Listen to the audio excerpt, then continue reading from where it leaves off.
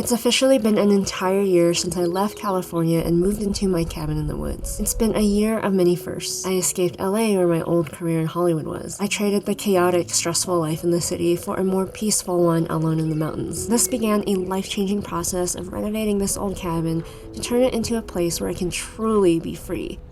Who knew that fixing up the house would actually turn into a long, winding road of fixing the burnt-out workaholic that I slowly turned into while working at my 9-to-5 job in animation.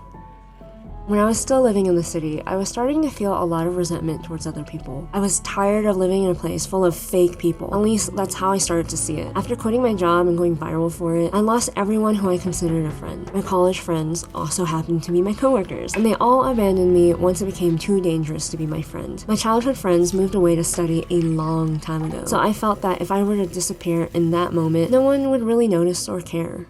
I don't think I've ever really shared how deeply all of this hurt me. After all, who wants to share the sad and depressing parts of their life on social media? Back then, in a city so full of people, I felt lonelier than ever.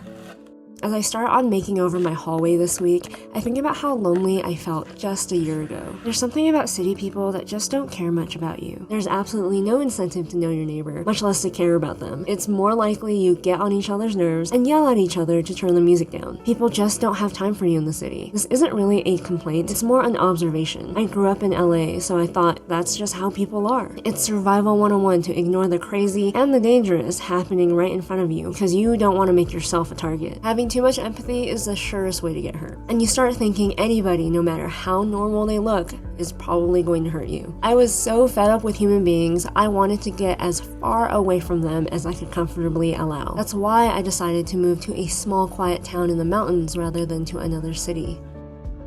Even though I was alone in my new home, I didn't actually feel that lonely. I was in a place where I felt appreciated, even if it meant the only people to appreciate me were my husband and myself. But that feeling didn't last. This winter was the first time I felt lonely here. We had more snow than we usually do, which gave us pretty bad cabin fever. With nothing to do and plenty of time to think about it, it hit home that we have none of the basic connections here that you do when you lived in a place all of your life. For example, we recently got new windows installed. Our old ones were really drafty and let all sorts of bugs and dust in. They rattled during the monsoon storms and made the winter pretty rough for us. Normally, you'd instinctively know who to call in a situation like that. You don't think you do, but you do. Maybe you've driven past a window company for years throughout your life, and that memory encourages you to reach out to them. Maybe you can ask a friend who they recommend. And even if you say you have no friends, you probably have an acquaintance or somebody to ask. I couldn't do any of that because I literally have no friends and no memories here. Seemingly small things become a lot more difficult than they should have been and made me feel pretty lonely. Plus, building these new relationships is incredibly awkward and takes effort and time. Effort and time that I don't normally give to people because 1, I'm an introvert and I instinctively hate making new friends, and 2, coming from the city, you irrationally feel like you don't have time for anyone. Yes, I no longer feel like I'm all alone because I lost my entire community, but now I have the feeling of loneliness of literally being alone. It's a feeling I thought I was prepared for when I first moved here because I can go long periods of time alone without any negative effects. But turns out even an extreme introvert like me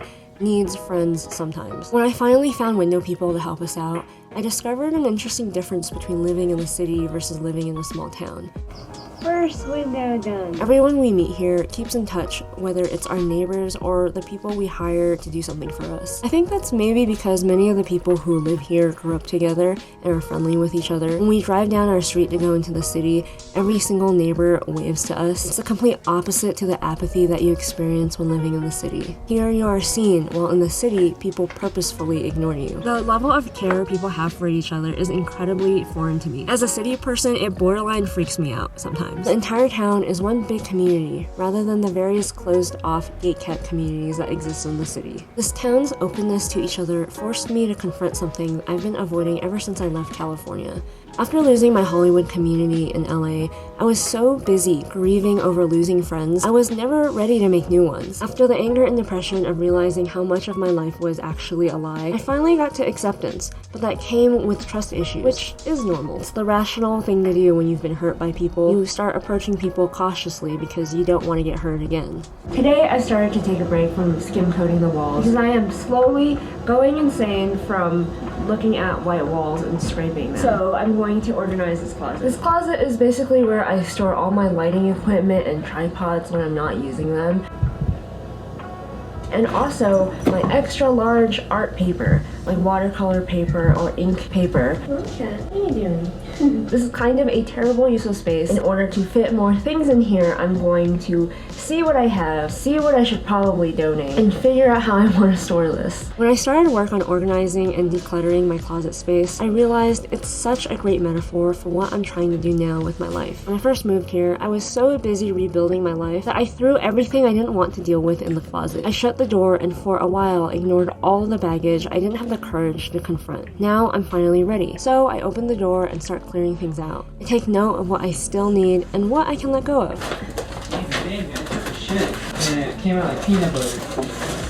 Yeah. I am struggling right now. I'm trying to put it down so I can acknowledge you. So this is all the art supplies and papers that I have. And I'm going to need to figure out how to store in a flat file, because storing it vertically like this is actually really not great. So what do we have here? We have layout bond, giant pieces of layout bond paper. And yes, vellum, so many pieces of giant illustration board. Lots and lots of illustration board and canvases, and just so much ink paper. BFK Reeves ink paper. I also have tons of lighting equipment. Don't buy lighting equipment on Amazon. It's the worst. It's cheap and they break easily. I probably should donate a lot of this. More lighting equipment. So much lighting equipment. Surprisingly, it's not hard to let go of the things that aren't serving me anymore and are just taking up much needed space. And then I start to rebuild. I build according to the needs of my life now. For my personal life, it means I need to figure out what I even want in a friend as a 30-year-old adult. Before, it was enough that people were somewhat nice to me and worked in the same field of interest. Maybe that's why the friendships didn't last. What I need now isn't going to be as clear as what I need for my house. I create shelves for the large format drawing papers that don't really fit anywhere. I create space for the bulky lighting equipment that no one but me would need. As someone who focused solely on career for so much of my life, I never really developed the skills needed to build a community. I find myself feeling jealous of the people who have things like church or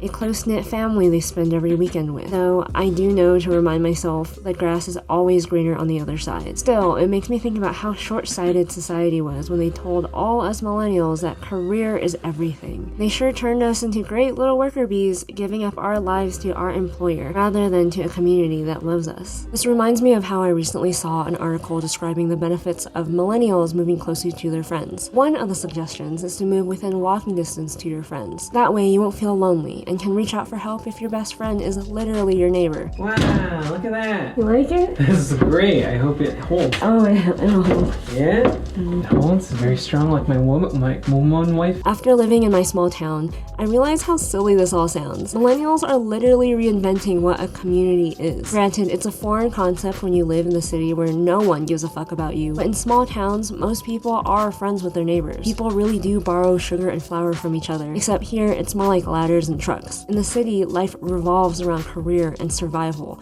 so much so that people forgot what a community even is and how to build one. Looking at my life now, I'm definitely guilty of it, but I'm still young and there's a lot of time for me to figure it out. There's something so incredibly satisfying about dealing with clutter that you've let pile up over time. With everything cleaned up and in its proper place, there's a lot more space than I realized. I can allow myself to have a space to fit shoes and even my vacuum cleaner. This is not a perfect comparison to rebuilding my life in a new city. I'm a lot better at rebuilding a closet than I am at rebuilding a community. I'm awkward and I don't even really know where to begin making friends. And it takes a lot more time and effort to make lasting friendships than it does to put together some shelving. I wish these things came with a manual, but they don't. I don't know if everything will one day click perfectly into place. Some days I'm successful in meeting new potential friends, but I'm reminded of how slow this process is and probably should be. Other days I'm not so successful because at the end of the day, I still just want to cozy up with Vincent and enjoy our time alone. I know it's important for my health and my mental well-being to get out of my comfort zone and continue to try, because like making over my closet, the end result is going to be worth it.